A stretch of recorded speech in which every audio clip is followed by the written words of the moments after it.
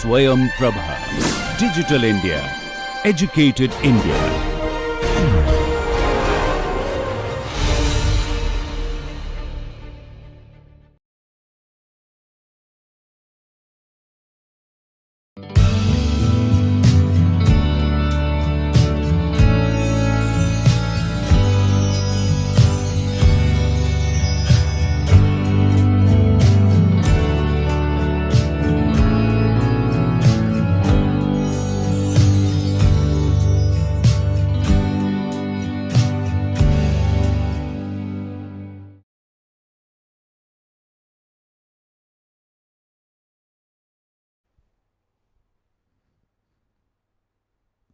Welcome to module 2 part 1. So, a quick recap is in place. So, in module 1 we had 3 lectures, part 1, part 2 and part 3, where basically the message that we have had based on the historical aspects of this field and how it grew from philosophical perspective and so on. So, the conclusion we have sort of reached in the first module is that language is a higher mental function like other faculties. Language is not something to be treated as separately, something to be treated as part of the outside world and so on. So, language is innate, it is one of the higher mental faculties. Similarly, cognitive revolution ensured that language is now going to be studied along with other mental faculties. So, not only is language one of the faculties to be noticed, one of the faculties to be studied as a mental faculty, as a mental process. Also at the same time language will be studied in terms of its relationship with other mental faculties, and also of course in terms of the brain structure and how the brain functions are associated and so on and so forth. So that in order to arrive at a holistic understanding about how the human mind really works. So, in fact, this is how the stated goal of cognitive science is. So, to this end, our point of departure, as we have already seen, will be the theoretical position of embodied cognition. What was embodied cognition? A quick recap again. Embodied cognition looks at the mental processes as a result of constant interaction of the physical body and the human mind and the external world and so on and so forth. So, this is not symbolic in a sense, it is not language processing is not just a symbol manipulation system, but also a matter of interaction at various levels of the human agent. So, continuing with our journey, we can now move on to topics. So, first topic that we will look at that will analyze this relationship between language, mind, the environment, the brain and so on and so forth. The first topic that we will look at is the topic of categorization. Categorization as a process and how this process is has linguistic manifestations. It also has certain roles that it plays in psychological level and so on and so forth. And what are the parameters, what are the some of the most important factors, and how there are changes, and what are the main issues related to this concept. That is what we will look at. So, this is the roadmap, concepts and categories. Then we will look at the theories of categorization. Within that we will have primarily look at 3 types of theories: classical, prototype and exemplar theory. And then we will move on to see how prototypes actually are not just a linguistic factor, are not just a mental factor, but it also has repercussions in the culture, in the day to day lives in the society. So, how do they interact? So, those things we will be discussing in detail, and then also we will move on to show how contested are categories, how contested categories can be, how there are a lot of disagreements and what are those factors that are responsible for those disagreements across categories or even within categories, how categories change over time, over space, over many factors. So, is it something that is fixed? Is it a stable mental representation, or is it not stable? How, if it is not stable, what are the factors that make changes and so on and so forth. So, this is roughly the roadmap. So, first and foremost the basic notions. Concepts are mental representation of a group of things or experiences or people or you name it. The word concept is a very commonly occurring word in day to day language as well as in scholarly work. So, what is a concept? The notion, the idea of a concept is very common one. We use it all the time. We use it in day to day literature, we use it in scholarly work, we use it in academia, in various disciplines of academia and so on. So, let us just take a very simple example, the concept. Let us say we take an example of a concept of IIT students.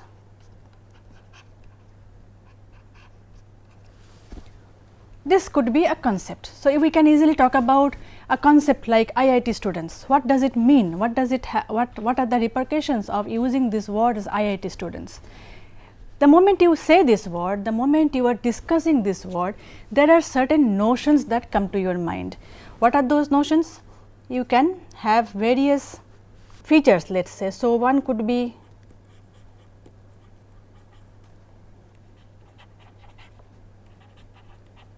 you can have various features associated with this concept. So, it could be brilliant, it could be hardworking, it could be it could be also associated with well paid job prospects.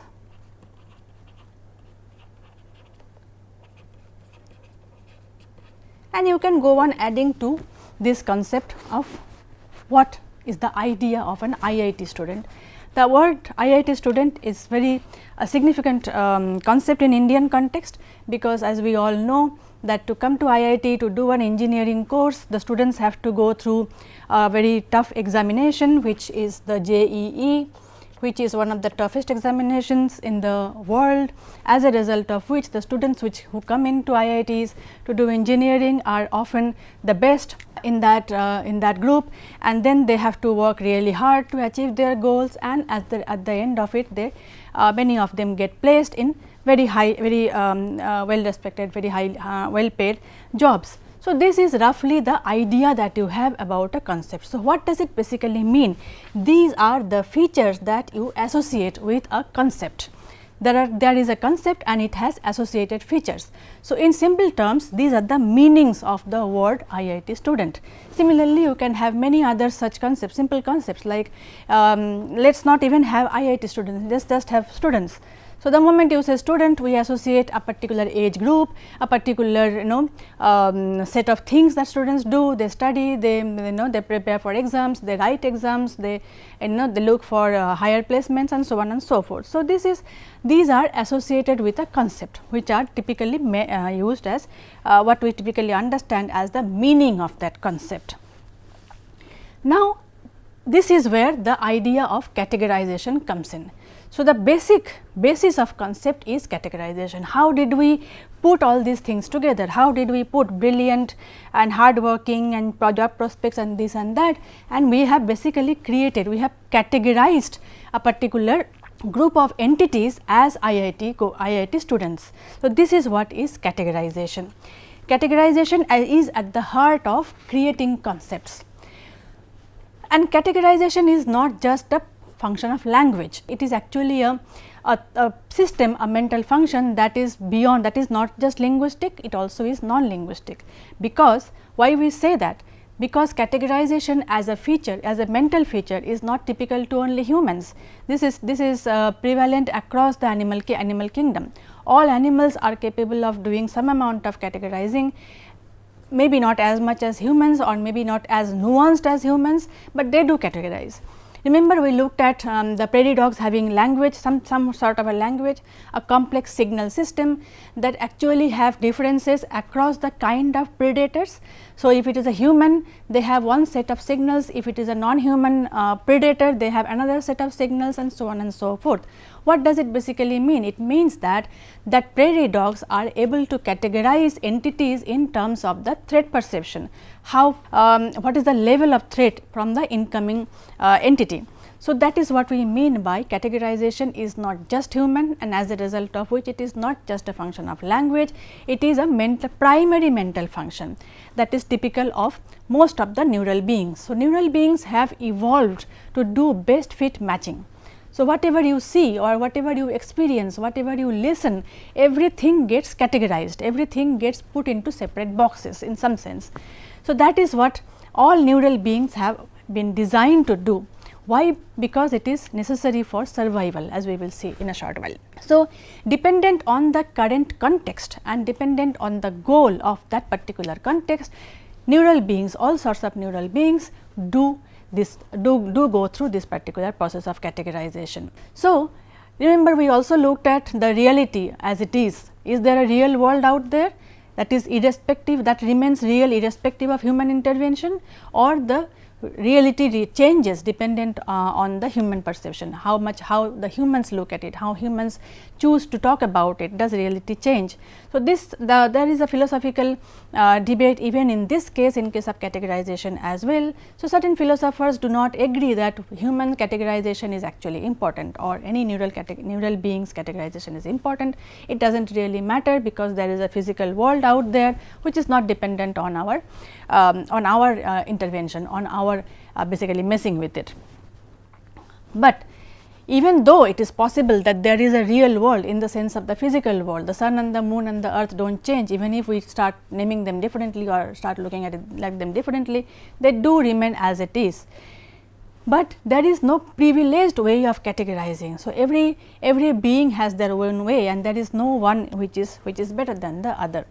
So, as a result of which categorization as a process is extremely interesting to look at, and also from the perspective of cognitive science, because cognition, understanding and our interaction with the world based on that understanding is almost entirely dependent on categorization as to how do we box things together.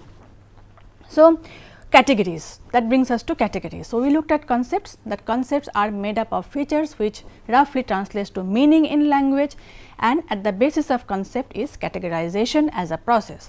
So, once we have categorization as a process, now the next automatic question is to ask what are categories. So, a number of objects, events, emotion, relationships, you name it, all these things can be grouped together as belonging to a set of some sort.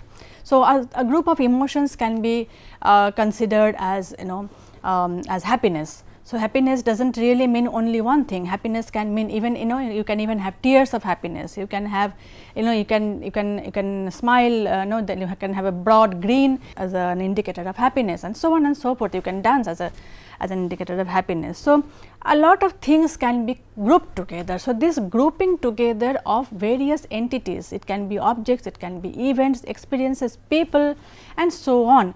This particular process, this is a very simple process to if we look at it from the surface level, this is what is called categorization. So, basically this is a process that organizes. This organization is extremely important, not only as a matter of intelligence in humans, but also in terms of machines, which we will see later on. So, this categorization, so how does it happen? What do we do to categorize? It is very simple to say that okay fine, we put things together. So, I am putting all these machines that I have in front of me as together as something called gadgets. I call all of these the computer screen, the keyboard, the pointer and so on and so forth. They all are grouped together as, they can be grouped together as gadgets. What are we doing here? What we do while we process this, while we are busy doing this process, is we are grouping them based on some criteria. That criteria is more often than not based on similarities. It can be similarities in structure, it can be similarities in purpose, it can be similarities on various other grounds. In fact, that is where the problem arises, as we will see later. But for now, let us just understand that while grouping things together, we depend on certain criteria, which is again based on some sort of a real or perceived similarity. So, this is the process which is called categorization. Now, this idea of categorization and having categories in the world of objects, of things, of emotions and all that, these were not really big deal when if we look at it historically. So, again if we go back to the Greeks, like everything else we do, it was not really not even a debate, it was not even a thing to be discussed about, it was taken for granted. So, even though we really talk about Aristotle as the father of as the person who gave us classical theory of categorization, it was not really exactly a theory. It was something that really was there, it was understood to be true, a priori truth. However, that thing changed, the idea was problematized to a large extent much later in history. So, looking at it from a processing point of view and sticking to humans, because this course is only about human language.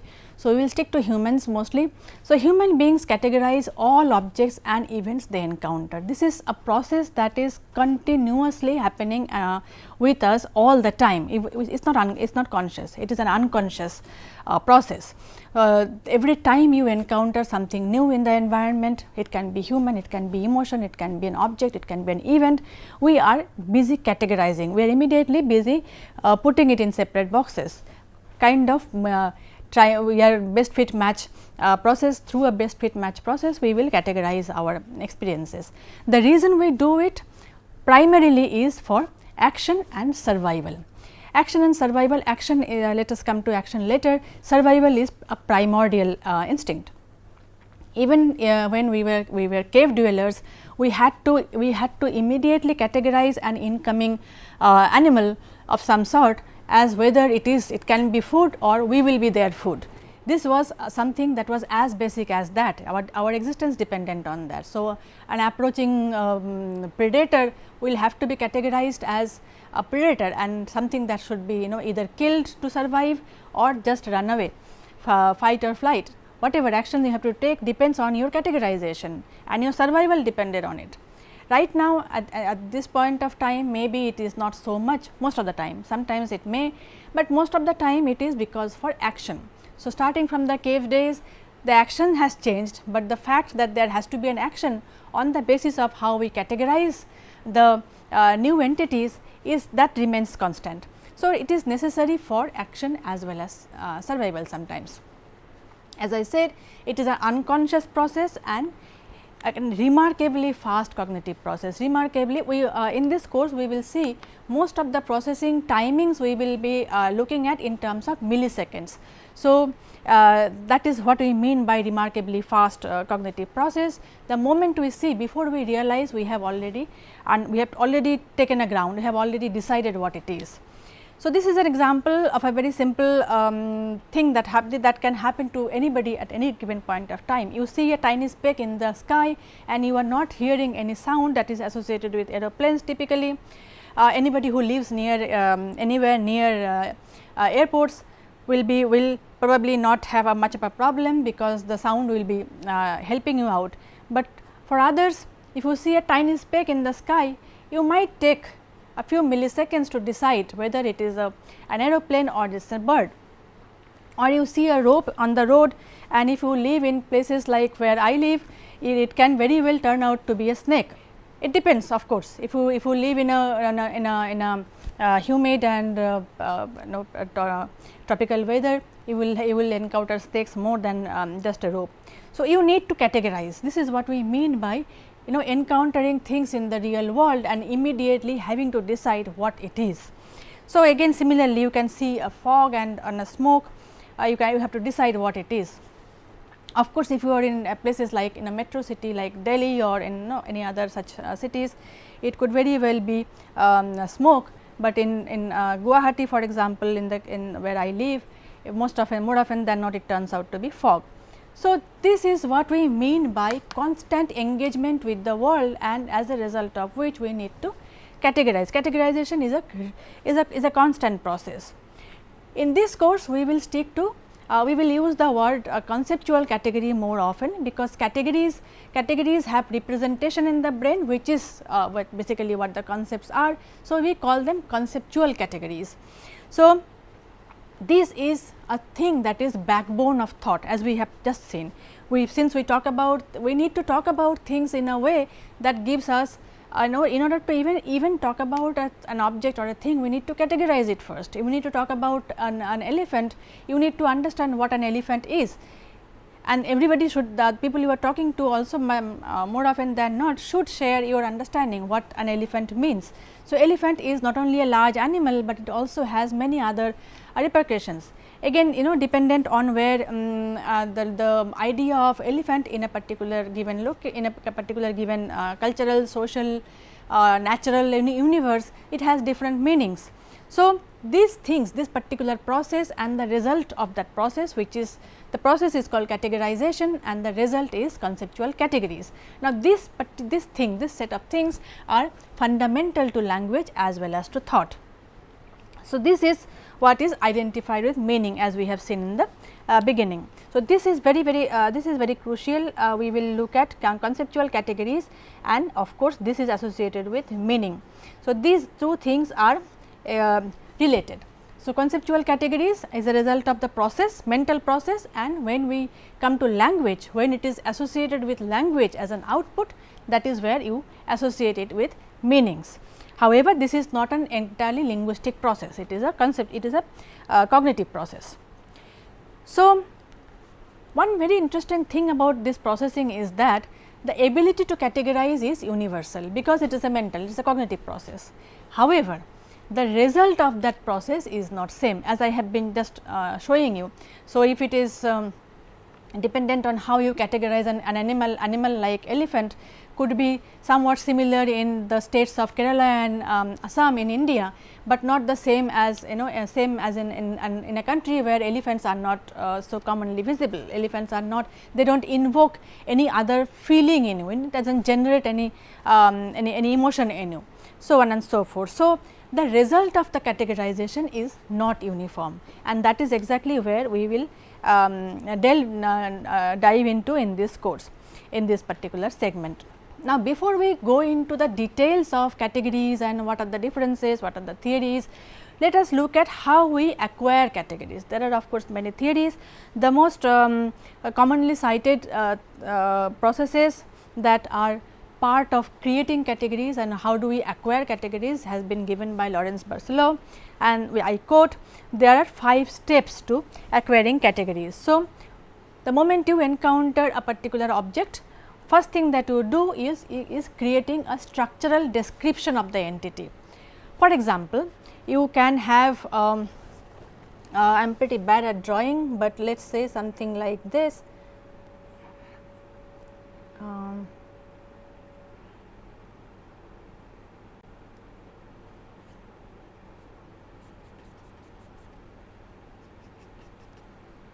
This, I know it does not look like a chair, but let us just think it is a chair.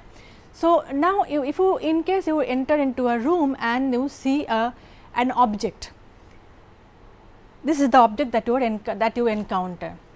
What you are doing first and foremost is you are creating mentally, you are mapping a structural, you are creating a structural description in your mind, and then you look for in your already existing categories in your brain, you look for anything that resembles this particular structural property, structural similar description, and then you look at what is the closest match.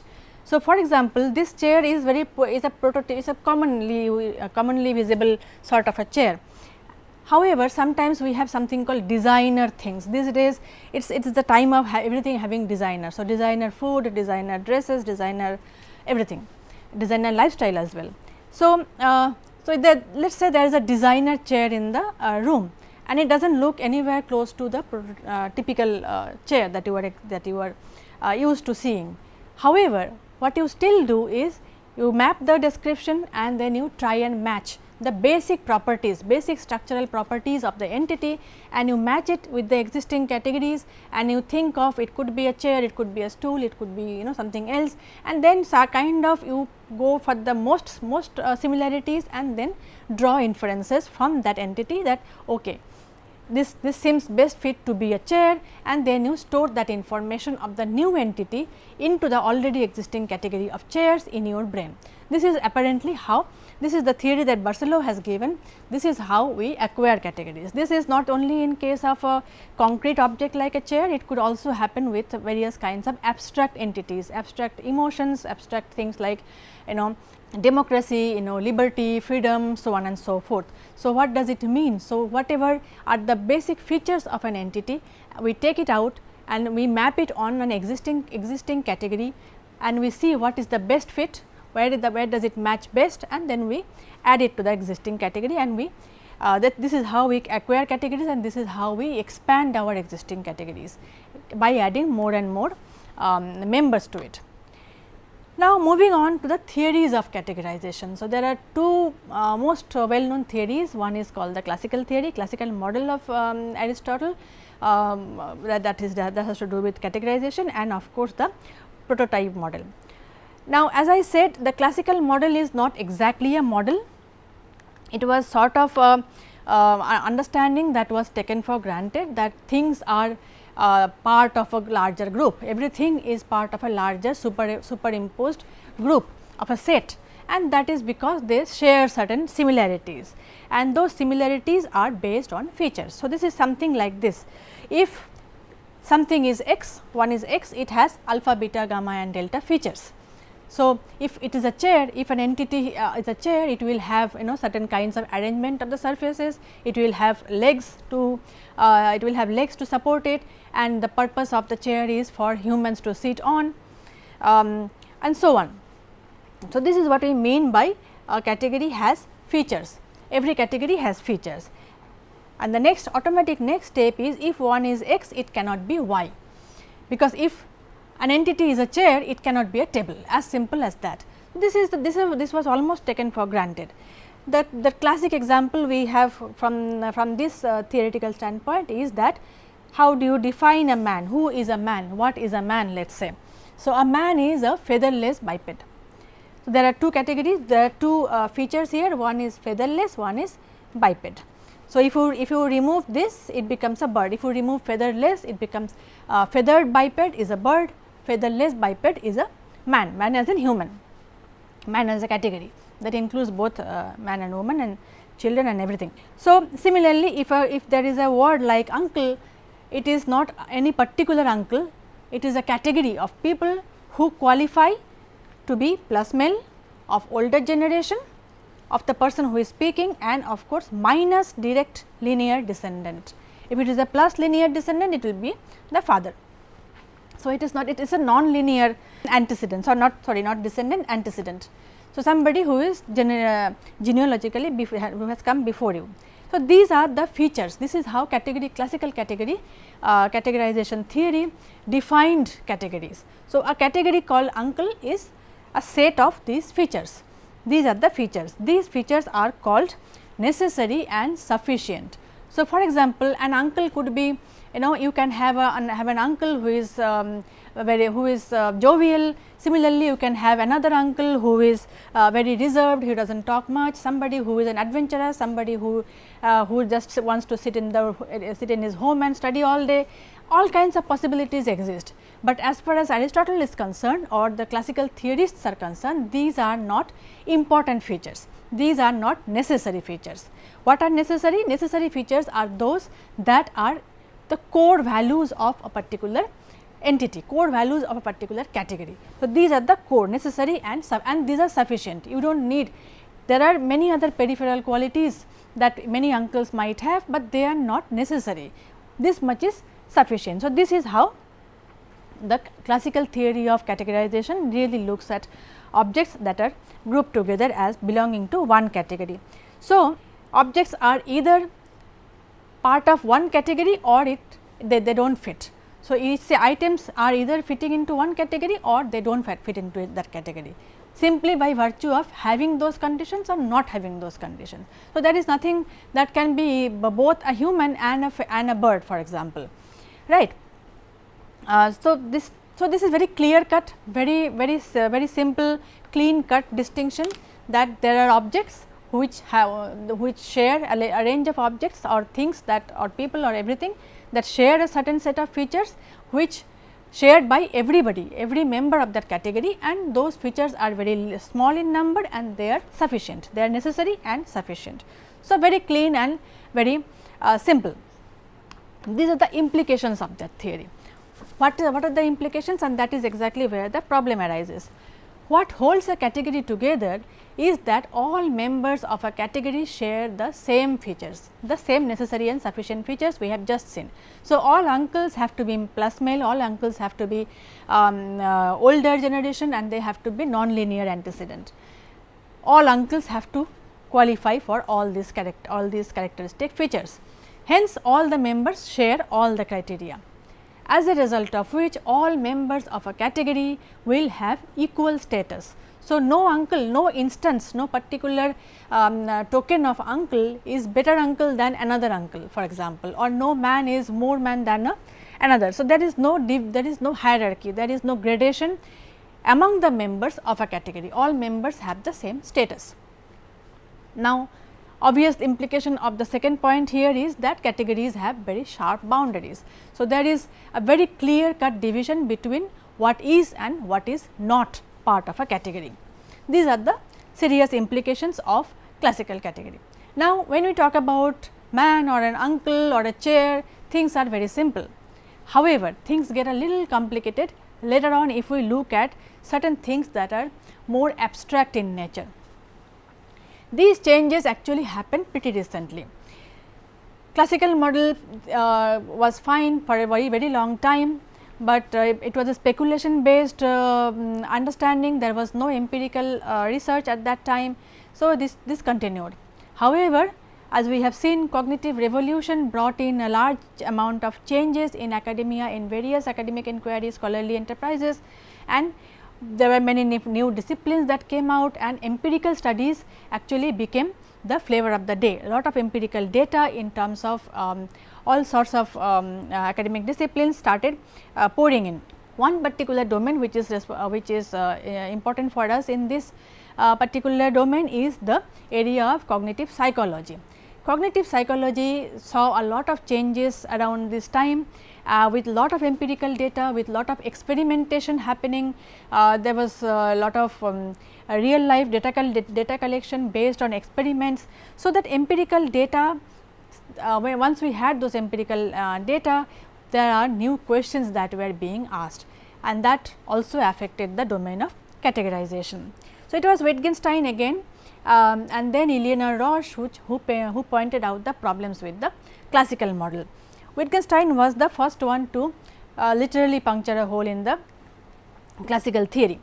His famous example is that of a game. What is a game? How do you define a game?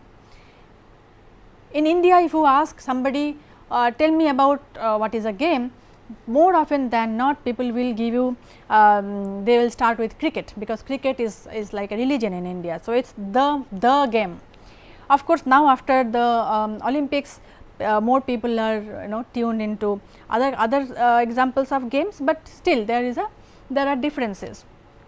So, let us say examples of game are like cricket, football, that is one group of games. Then similarly you would agree, all of us would agree that reading around the rosy is also considered a game, Ludo is also a game of dice. Even to quote, I quote, this is not my word. So, games people play are also called games, and much later after Aristotle's time and after Wittgenstein's time as well, we have something called video game. There is no doubt that video games are games. So, how do you categorize, how do you define a game? Do we say that a game has many participants? Do we say that games are for competitive purposes only, or do we say games have an entertaining purpose? Games are based on some kind of an outcome, there is a clear winner. In that case, reading around the roses may not really qualify. Cricket and football on the other hand have two groups of players, there is a set of rules and there is a particular kind of an outcome. Cricket now is as a competitive sport as well as it is almost like an entertainment and so on. So, it is very difficult to really define what a game is. There can be a set of rules which may or may not be applicable to some other instances of the category game. That is one problem.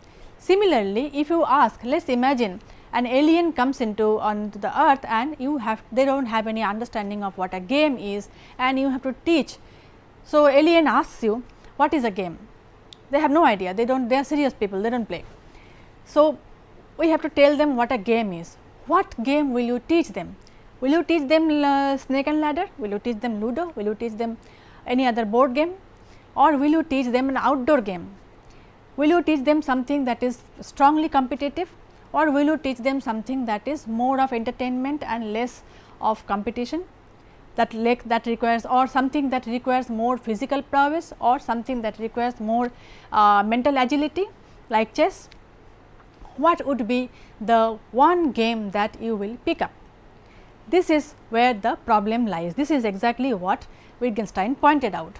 So, games are, all instances of games may not share all the properties that we might think as a defining criteria for games. Thus, this particular category of game does not fit in the classical model, because all members of this category do not share all the features. To take care of this problem, Wittgenstein proposed the idea of family resemblance. This is a very important standpoint that is a departure from the classical model. So, he says that family resemblance is something that is more important rather than having a set of necessary and sufficient features, because what binds, just like in a family, what binds people together in a family is like some sort of a resemblance. They might be having similar kind of hair, similar kind of features, facial features, similar kind of height or whatever, but that does not also mean that all the members share all the features, then they will be identical people. So, that does not work. So, family resemblance is a metaphor that Wittgenstein gave to understand categories like games. There might be some features that are shared, but not all features. So, this is what binds the members of a family may resemble each other without sharing all the features. This is very crucial point of departure that Wittgenstein made. Then we have after Wittgenstein, we have Eleanor Roche, and she and her group have contributed immensely in this particular domain of understanding from cognitive psychology perspective. So, her work showed that categories not only have they are not only, they do not always share all the properties, they even have some psychological, there is some kind of a psychologically real aspect, reality aspect for the speakers. So, what is a category is not just what is the how you create a category out of certain things, also has a psychological aspect to it. It is not simply an inherent set of properties. So, her famous work from Dani language in New Guinea on the color terms of Dani language. So, Dani language has only two color terms, one is called Mola, the other is Mili. So, Mola takes care of all the colors that are considered light and warm, and Mili on the other hand has all the colors that are dark and cool together. So, now if you ask the speakers, the Dani speakers to choose what is the best example of either of these colors, remember they have only two colors. So, only two color terms, linguistically only two color terms, where they group various colors into one set. So, Mola is a category and Mili is a category, they are not color terms in that sense as we understand. So, if you ask a Dani speaker what is the give me an example of a Mola for example. So, they might have different focal colors. So, for somebody it is yellow, for somebody it is red, for somebody it is something else. And there is also individual differences that Roche found out, which means that categories can have good examples and not so good examples, they can have bad examples and really bad examples. How is that possible? How is that possible? It is simple, as we have just seen in the case of category of games. Cricket is a very good example of a game. Maybe snake and ladder is not so good example of a category. Similarly, if I ask somebody, okay, give me the names of some birds, you probably chances are very high, chicken will not be picked up, penguin will not be picked up, emu will not be picked up. So, there are certain members of a category who are better examples of that category, and some members even though they technically belong to the category, but they are not so good examples of category. So, as far as classical theory goes, penguin and emu and chicken, all of them qualify to be called a bird, but in a real life scenario when humans interact with each other and they talk about those categories, they may not favor chicken as a bird, but prefer robin as a bird or a parrot as a bird and so on. Similarly, what Ross showed. So, there can be good examples of a category, there can be not so good examples of a category. This is a very significant point where the new theoretical perspective was different from the older perspectives. So, this is questioning the hypothesis that all members share all properties. If all members share all the properties, that means all members are same, there should not be any hierarchy, but as we see there are good members and there are bad members of a category. So, which means all members do not share all the properties. Similarly, the process of categorization also involves human perception, imagery, learning, organizing that learning and action and so on and so forth. So, there is a lot of give and take between the object that we categorize and how we perceive it, because ultimately the categorization has to do with humans action, as we have already seen. So, perception and action play a very significant role in creating categories or talking about categories or learning about categories and so on and so forth. As a result of which, this is the categories are not based on any inherent criteria as classical theory would say. So, classical theories the properties are not really inherent in the classical sense. Of course, properties are there, but they also take care of the humans interference, the way humans interact with a particular object or the way we categorize it. So, these are the primary issues that the later scholars have found out with the classical theory, as a result of which we now have a theory called the prototype theory or the prototype model. Prototype model says that the members of a category might share some features, however, not all members share all the features. Some members share all the features, some members have all the features, and they are called the best examples. So, if cricket is a best example of a game in the Indian context, it is because it more or less shares all the it has all the criteria that are used to categorize it as a game. So, it has participants, it has two sides, it has some rules, set rules, it has somebody who is an umpire so basically who overlooks the entire process, it has some outcome, and it depends on it requires physical prowess as well as mental agility, it also has some kind of a reward system and so on and so forth. So, that is why cricket is a good example, or let us say the best example of game. So, the idea, that is where the idea of goodness of exemplar comes from. So, so cricket has a higher GOE, goodness of exemplar, dependent on the GOE factor. Some members are better examples of a category and some members are not so good examples of a category. So, as a result of which there is a hierarchy. As a result of this, again categories have fuzzy and expandable boundaries.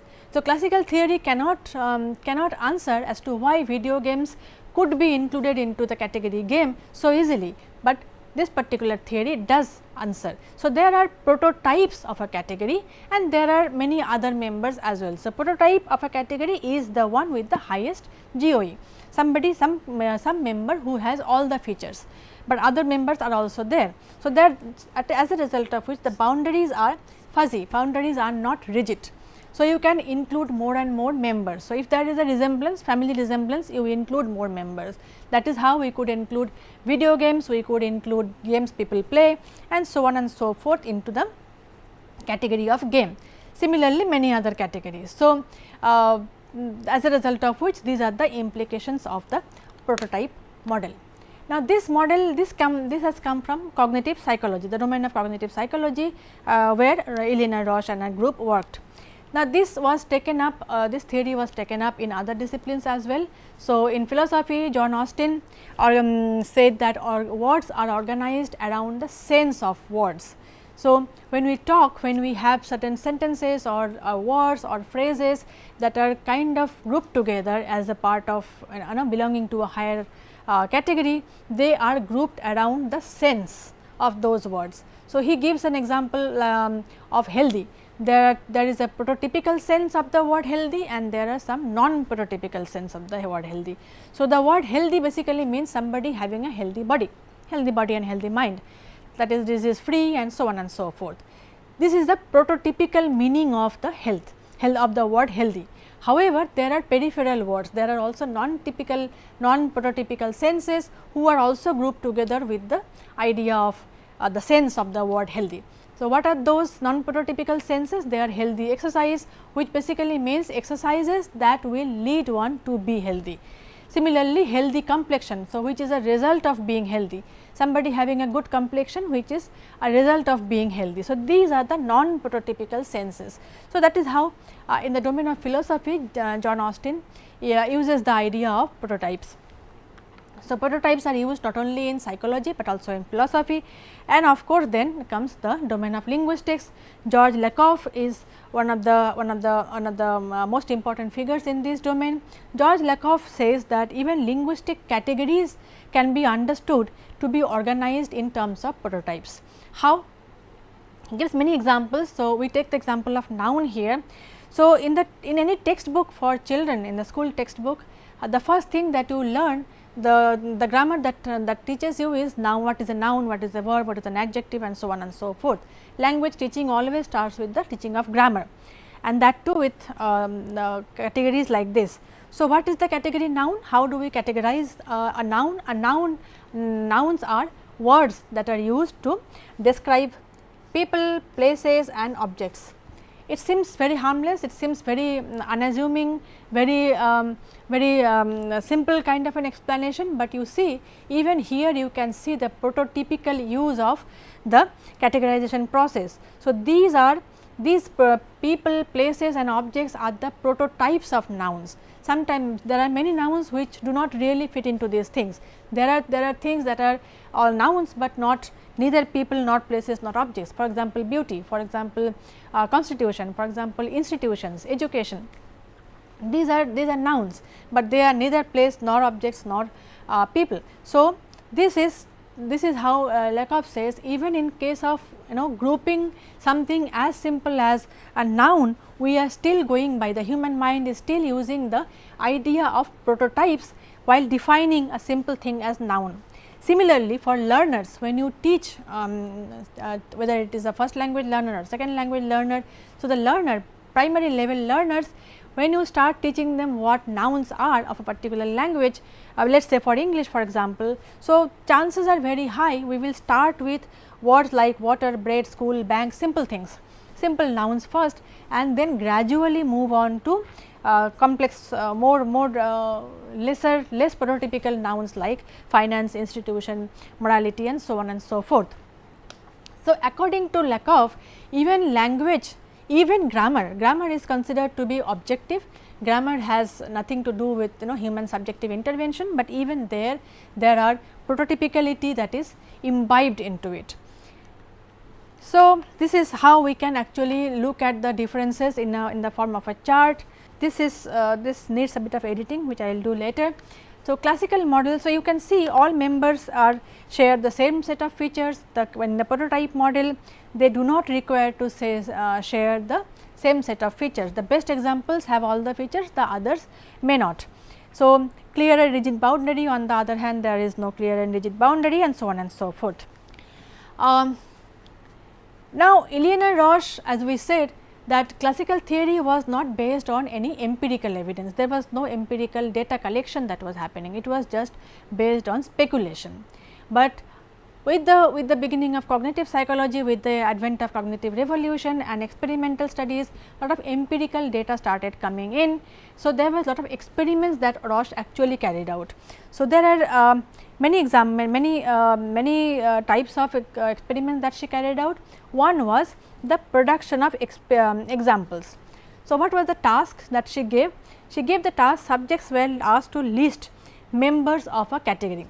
As I was mentioning a little while ago, that if you are asked to give 5 names or 10 names of birds, as simple as that, or 10 names of tool, what are the tools that you typically use, and so on. So, often the frequently named objects of this category are taken as the best example.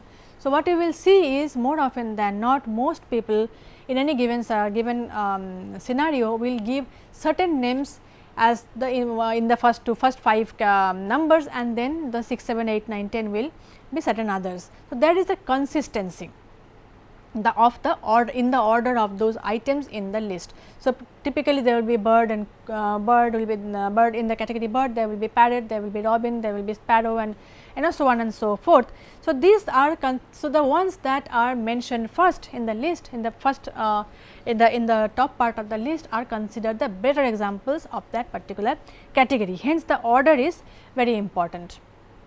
And this experiment she carried out within cultures and as well as across cultures. The findings are very interesting. What she found was within a particular culture, the list remained almost similar. The better examples, the best examples of birds in the particular given culture within the culture are similar. So, more people agreed on having robins and sparrows and parrots as birds and within a particular culture. However, when you change from one culture to another, this order changed. For example, dates might be considered a typical fruit in Tunisia, but not so much in let us say in England. So, where apples and oranges would be considered a typical fruit and so on. So, this was one example, one set of experiments which is called the production of example. Given a category, name some members of this category, name some birds, name some tools and so on, and depending on the order we realize what are the typical examples in that particular given setup. Second set of experiments that she carried out is called direct rating. So, subjects rated how good an example of a category an item was. So, there were list of items given and the subjects were asked to say is it a good example of this item. So, is robin a bird, is it a good example of a bird, or are dates a good example of fruit, category fruit and so on. It is basically doing the same study in a different way. So, here also the study showed a remarkable consistency within culture. Within a particular culture, most people gave similar ratings to similar members of a category. However, across culture there was a significant amount of difference. Another set of experiments that she carried out was called the reaction time experiment. Now, what is a reaction time experiment? This is something we will see a lot of it towards later in the course. Reaction time basically means the time the subject, the participants in an experiment takes to react to a certain given stimulus. So, you see a picture on the screen and you have to decide whether it is a fruit or it is a non-fruit. So, the moment you take to react with an yes no answer or with a key press is the time, is the reaction time, and this is always measured in milliseconds. So, this is the study she carried out. Subjects took part in a judgment task of sentences involving different members of a category. So, sentences remained more or less same. This was a matrix sentence, a robin is a bird. Then the same matrix sentence would also include a different member of the category, a chicken is a bird. It is as simple as that. So, you read a robin is a bird and then you read a chicken is a bird and emu is a bird and so on and so forth. And what they found out was, if the sentence included a member of a category who is a typical member, prototypical member of the category like robin, the reaction time is always shorter, always lesser than when the member is not a typical member of the category. So, chicken is not a prototypical bird, hence you will take slightly longer to read the sentence as opposed to a robin is a bird. This is almost common sense, but this is what Roche showed through her experiments. Another set of experiments that she carried out was prime target sort of a paradigm. Priming paradigm, what priming paradigm does is, before the actual target stimulus comes to the screen, there is a prime. Prime has the role of preparing the subject for what is coming next. So, if you look at prime is a fruit. So, there is the word fruit that comes on the screen, on your computer screen first, and then there is a sentence like, is apple a fruit? So, the word fruit is already preparing your mind to expect fruits in the next segment. So, this is the same way the kind of results we have already seen in case of priming also. So, using prime as a fruit and target is apple a fruit, this will also speed up the reaction time in case of the prototypical fruit rather than a non-typical one. So, if you have, for example, same example if you can take, we have fruit in the as the prime and then is elephant apple a fruit, you will the subjects will take slightly longer to react. So, these set of experiments, with these set of experiments she had actually many others also, but I have included the most cited ones, most common ones, the most well known ones, to show that every category has good members and not so good members, and that is not just at the level of language, but it also is at the level of how you process that information. So, when you process the information of Robin is a bird, you process it much quicker as opposed to chicken is a bird. So, this is not just a linguistic way of categorizing things, but it also is a mental process where you are, it is a psychologically real thing. That is what Eleanor Roche talked about. Exemplar model on the other hand is yet another model, slightly different from prototypical model. Here the members are categorized on the basis of a comparison between the new object and an already existing memory of that object. So, here there is the scope of differences. So, your memory might be different compared to another person's memory and so on. So, after comparing it with exemplars from each relevant category, the object is put into the most relevant category. In fact, this is how Barcelot also said, but Barcelot did not give it a very subjective look. For instance, when you see a rectangular piece of wood with 4 legs, it can qualify to be both a table and a bed. So, you go back to your already existing criteria and all the exemplars of that particular category, and then you match it depending on what is the best fit, match with your memory, and after comparing it with different attributes, for example, length and width and how it overall how it looks and so on, and you finally categorize the object under one category. This is what the exemplar theory talks about. Of late there have been many other changes. So, for example, till now what we have seen is that classical model says that there are necessary and sufficient features. Prototype models does not really negate the existence of features, but it says that all members need not share all the properties. Similarly, exemplar model also sticks to the set of properties that are there, but there there is a hierarchy, there are some good examples and there are some bad examples. So, basically categories are stable. Categories are stable abstract representations in our mind, which has certain features and which has members, and the boundaries are more often than not fuzzy. This is what we have seen till now.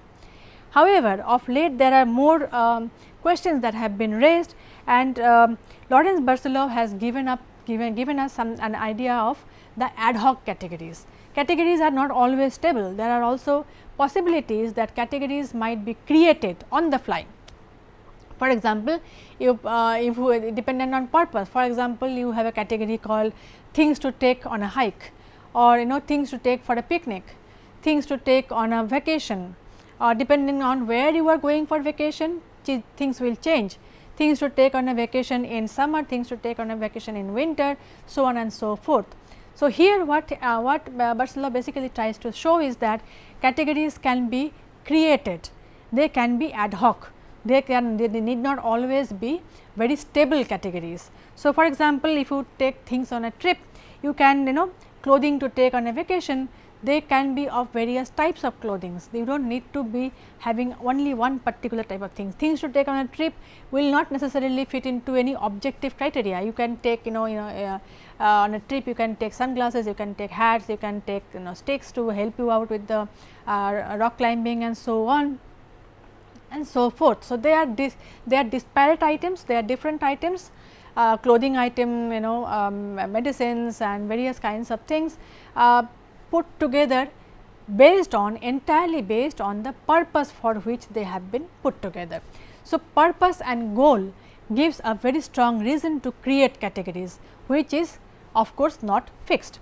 So, this is where a very important theoretical position comes in. So, But even here, remarkably, even here the categories also will have a prototype effect. So, there are kind of clothes that you cannot take or will preferably not take on a vacation, or there are preferable dress codes, preferable items, preferable kinds of shoes and so on and so forth to take.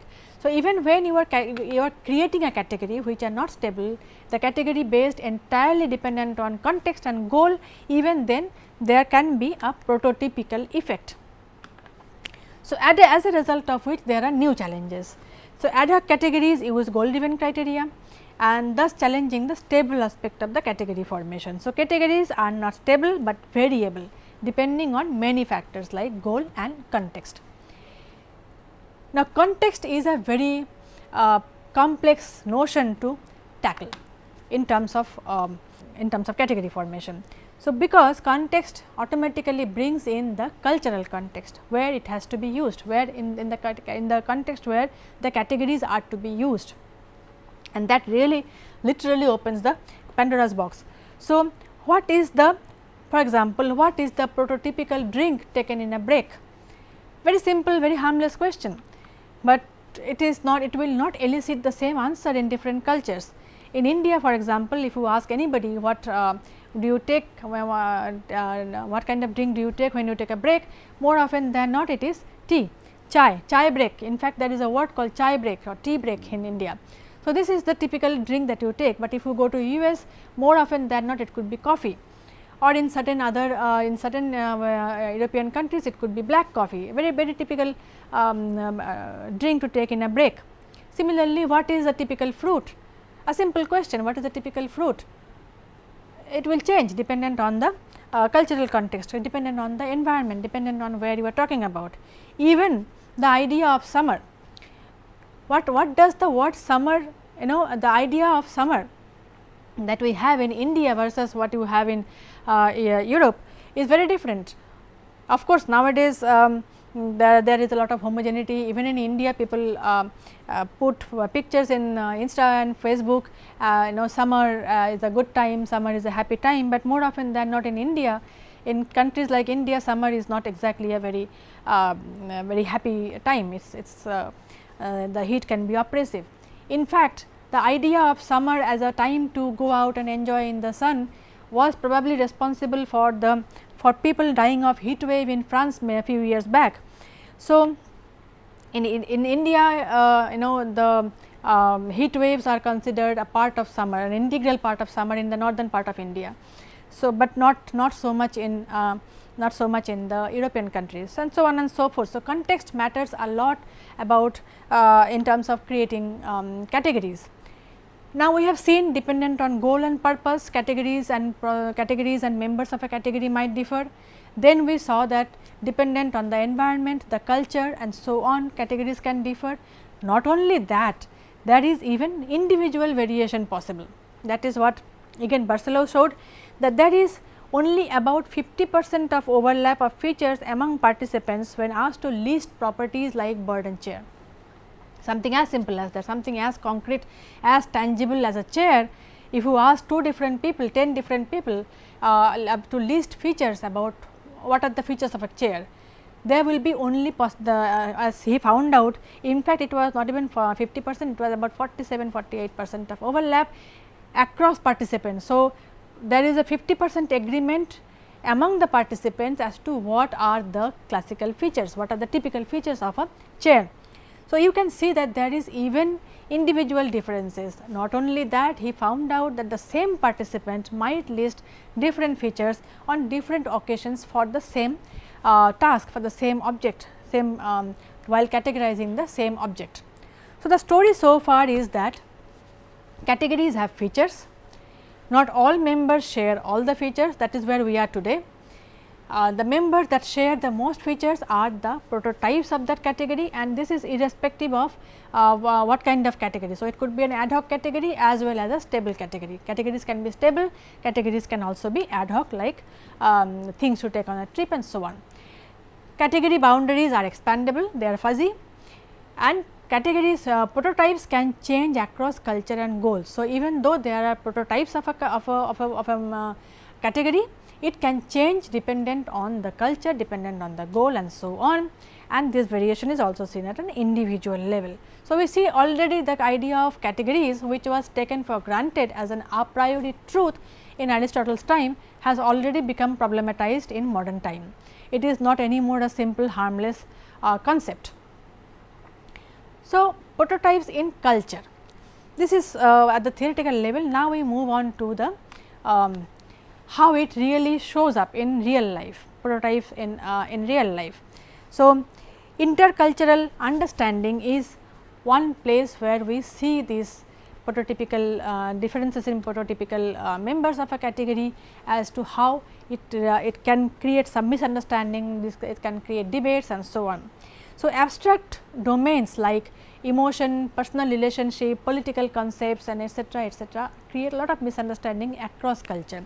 For example, the very idea of freedom, how do you define freedom, where do you limit freedom, it can actually create a lot of debates. In fact, that is what is happening in today's world. Similarly, a simple thing like relationships, what is taken for granted in certain cultures is not taken for granted in certain other cultures and so on and so forth.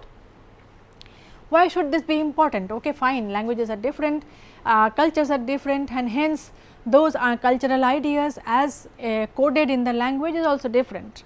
Why should it be important?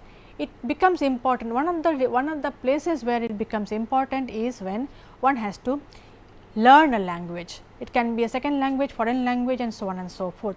So, when when you are teaching a language to another person who as a foreign language, there you are not only teaching a language as in a coding system, but you are also teaching the associated knowledge system, associated cultural practices of that particular language.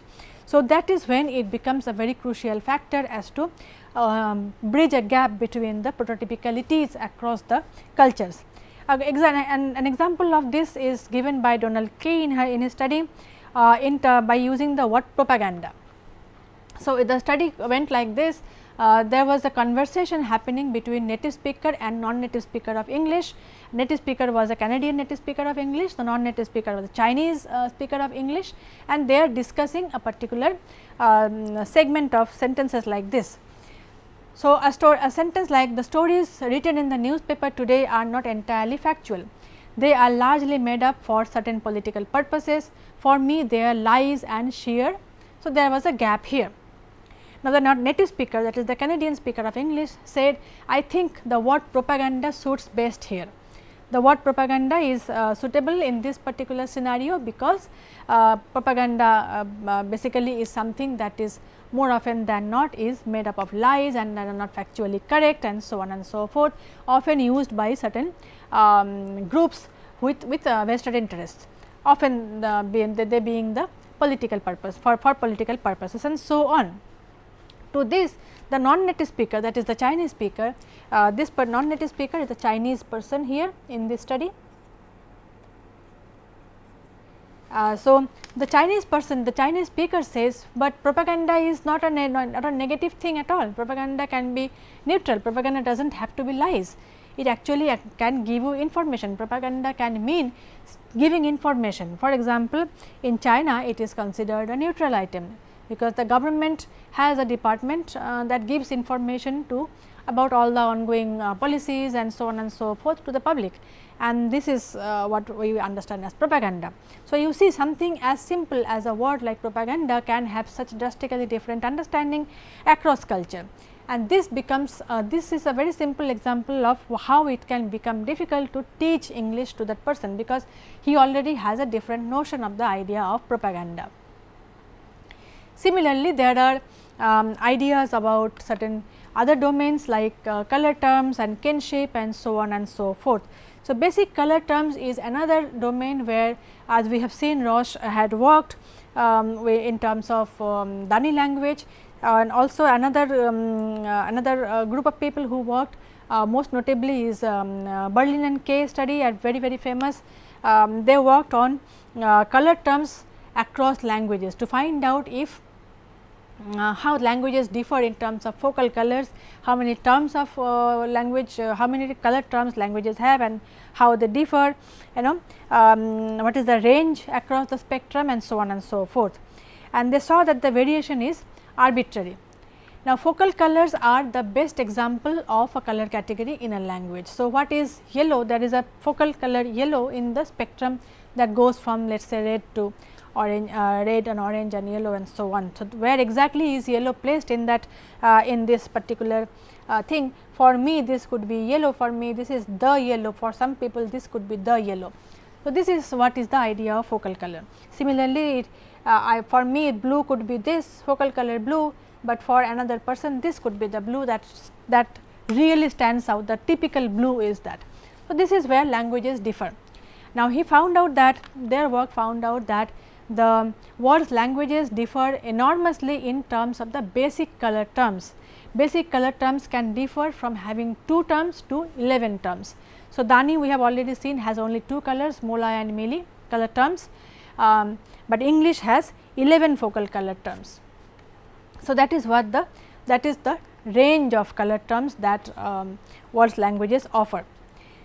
So, there is also a sequence of the emergence of focal colors. So, if you have only, if the language has only 2 focal colors, these are the 2. If you have, then when you have 3, gradually red is incorporated, and then in the evolutionary sequence you will have yellow, blue and green, then followed by brown, followed by the other colors. So, this is how the evolutionary sequence of emergence of focal colors have been proposed by Berlin and Kay. So, focal colors are universal conceptually, even if now their study found out that languages may have 2 color terms or they may have 11 color terms. However, that does not mean that it anyhow in any way limits people's understanding of colors. So, even if there are very few numbers, but then understanding the concept at the conceptual level, languages people do not differ really. Even if there is no name for a color in language, they can still identify the focal color in that particular language. So, for example, Dani has only 2 brightness based color terms. So, you already know that colors are based on, the names are based on hues and brightness. So, in Dani it is brightness based color terms, we have already seen Mili and Mola. So, the focal points are black and white. So, there are no color terms for many chromatic colors like yellow, blue, green and so on and so forth. Red, they do not have any names, they are all put together under these 2 categories. So, Roche conducted studies in this community and succeeded in teaching them both basic and non-basic color terms. Here comes a very significant finding, because if you have in terms of the relationship between language and cognition. So, if a particular language has only 2 color terms, does it mean, the question is, does it mean that community is not able to differentiate between say yellow and red and blue and green and so on and so forth? Does it mean that they cannot? The studies found out that even when there are no words for blue and green, the Dani people can still distinguish, they can still find out the colors on a chart. Similarly, you could even teach them the color terms of the terms that they do not have. So, she ended up teaching them both basic and non-basic color terms. So, this not having color terms in your language does not also limit your possibility of acquiring them. And this means that the findings of Roche and Berlin and Kay point toward to the fact that color cognition does not depend on color terms. The more on this we will see in the next part, and we will move on to the next segment in part 2. Thank you.